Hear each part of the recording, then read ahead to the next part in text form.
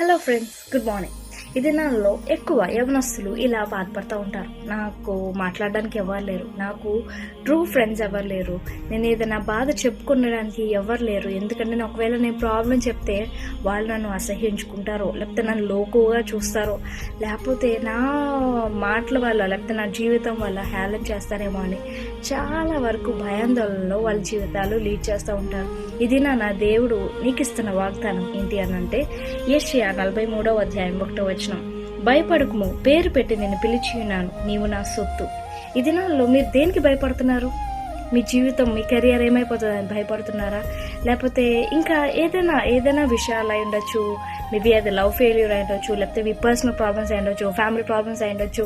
మీకంటూ ఒక సొంత అభిప్రాయం కలిగి లేదు, నాకు అసలు చాయిస్లు ఇవ్వట్లేదు అని మీరు బాధపడుతున్నారేమో, భయపడుతున్నారేమో. దేవుడు ఈరోజు నీతో ఇస్తున్న వాగ్దానం, భయపడద్దు, నేను నీ పేరు పెట్టి పిలిచిన్నాను, నీవు నా సొత్తు అని అంటున్నారు. ఈ దినాల్లో యువర్ మైన్ అని ఎవరు అనగలరండి?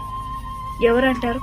మన పేరెంట్స్ అంటారు, లేదంటే మన బాగా ఇష్టమైన వాళ్ళు యువర్ మైన్ అని అంటారు, ఫ్రెండ్స్ యువర్ మైన్ అని అంటారు. కానీ ఎంతవరకు యువర్ మైన్? నీకు కష్టం రానంత వరకే యువర్ మైన్. నీకు కష్టం వస్తే ఎవ్వరు కూడా నీ ఫేస్ చూడడానికి ఇష్టపడరు.